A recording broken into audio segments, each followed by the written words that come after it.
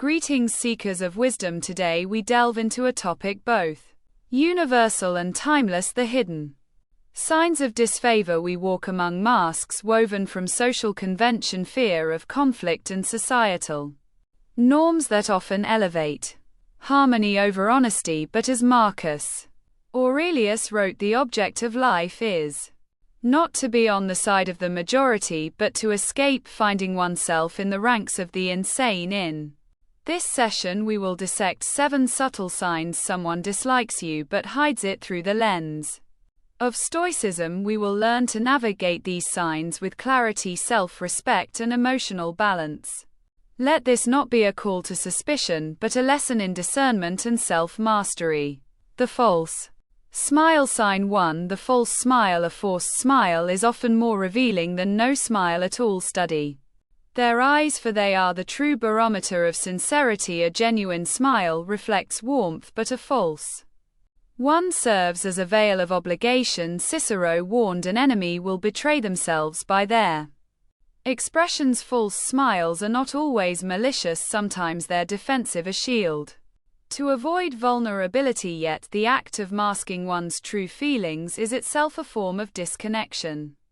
Instead of reacting, observe. Do not let the foul false smile offend you. Its presence often says more about their discomfort than it does about you. Offer your own smile, genuine and unburdened by pretense. Sign 2. The polite dismissal. They do not outright disagree with you, instead they dismiss you with vague phrases like interesting, that's nice, or good for you. This feigned indifference signals a lack of respect or value for your words. Is this mere social etiquette, or is it an act of dishonesty? Many argue that politeness is a necessary lubricant for social interactions, but is it not more courageous and respectful to be honest? A Stoic might argue that the highest respect lies in truth, even when uncomfortable. When faced with polite dismissal, ask yourself, do you truly need their validation? Your worth is not diminished by their lack of engagement. Instead, practice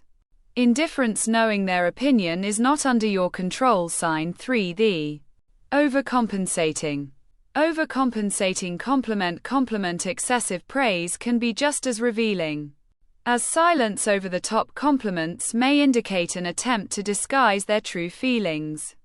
Seneca wisely remarked, flattery is more dangerous than hatred. Consider this: when praise feels disproportionate, ask whether it stems from sincerity or a desire to obscure discomfort. True admiration is steady and measured, not exaggerated and fleeting. Some argue flattery is harmless, even kind, but I ask you this: if virtue is rooted in truth, can hollow praise be anything but a lie? Debate this in the comments, as it strikes at the core of social dynamics. Accept praise gracefully, but do not anchor your self-worth to it. Flattery, like the wind, is fleeting and unreliable. Sign 4. The withholding of support. Dislike often manifests as quiet neglect when someone subtly withholds their support, failing to inform you of opportunities, offering half-hearted assistance. It may reflect hidden antipathy. Do not mistake this for malice. It may be apathy, or even their own insecurity. As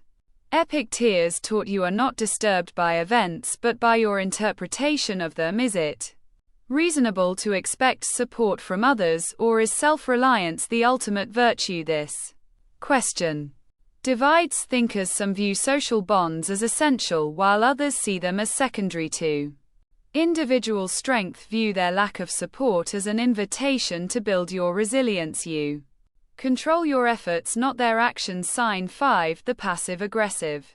The passive-aggressive remark. When dislike cannot be openly expressed, it often leaks out as passive aggression. Sarcastic comments, backhanded compliments, or thinly veiled critiques serve as subtle attacks. Consider this example: a colleague says, "Oh, you're so lucky you don't care about how you look." A surface-level compliment hides a deeper insult. Stoic perspective. Marcus Aurelius wrote, reject your sense of injury and the injury itself disappears. Their words only hurt if you allow them to. Should you confront passive-aggress or let it slide? Confrontation risks escalation, but silence risks Enabling further behavior. The answer depends on your personal philosophy. Share your thoughts below. Stoic reflection. Respond with calm and clarity. Do not stoop to their level, instead let your composure be your armor. Sign 6. The silent. The silent treatment. Silence is a powerful form of communication. It may signal avoidance, discomfort, or even disdain. If someone consistently avoids engaging with you, this may reflect hidden dislike. Stoic perspective. Marcus Aurelius reminds us, you have power over your mind, not outside events. Realize this, and you will find strength.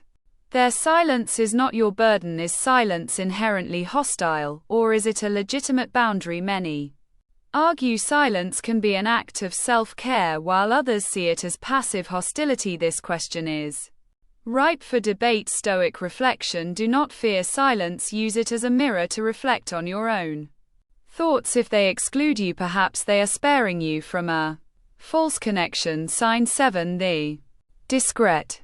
The discreet exclusion. Exclusion is one of the most telling signs of hidden dislike. If someone routinely leaves you out of conversations, plans, or opportunities, it reflects their intention to distance themselves. Stoic perspective. It is not what happens to you, but how you react to it that matters, said Epictetus. Their exclusion does not diminish your worth, it reveals their priorities. Should you fight for inclusion, or should you see exclusion as liberation? Some believe exclusion signals rejection, while others see it as freedom from shallow bonds. Share your stance in the comments. Stoic reflection. Seek connections rooted in mutual respect and authenticity. Let exclusion guide you toward relationships of true value. The conclusion. Hidden signs of dislike are not to be feared but understood. They are a mirror reflecting the complexities of human interaction. To recognize them is not to foster suspicion but to cultivate awareness. The Stoic does not seek to expose or retaliate. Instead, they rise above, anchoring their peace in inner virtues rather than external approval. Remember, waste no more time arguing about what a good man should be.